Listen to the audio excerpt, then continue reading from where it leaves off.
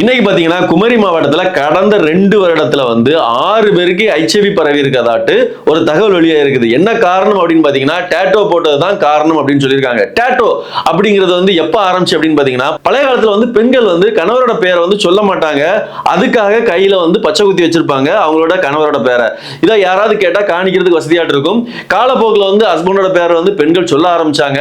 அதுல இருந்து அது கொஞ்சம் கொஞ்சமா அழிய ஆரம்பிச்சது. அதுக்கப்புறம் பாத்தீங்க அப்படின்னா திருடர்கள் அல்லது சமூகத்தால் ஒதுக்கப்பட்டவங்க மேல இந்த மாதிரியான பச்சை குத்துதல் நடந்துட்டு இருந்தது.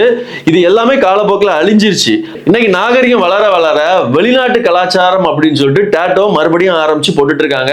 எல்லார் கையிலயும் இன்னைக்கு மொபைல் போன் இருக்குது. அதே மாதிரி எல்லார் உடம்புலையும் ஏதாவது ஒரு இடத்துல டேட்டோ இருக்கிறது கட்டாயம் அப்படிங்கிற மாதிரி ஆக்கிட்டாங்க.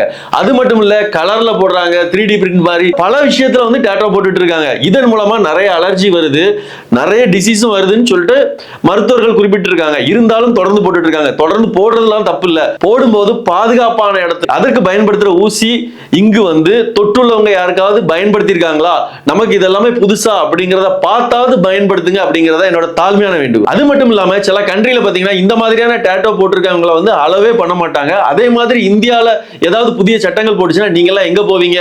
அதனால டேட்டோ போடுறதுக்கு முன்னாடி யோசிச்சு சிந்திச்சு நமக்கு தேவையா அப்படிங்கிறத அறிஞ்சு போட்டீங்கன்னா நல்லா இருக்கும்.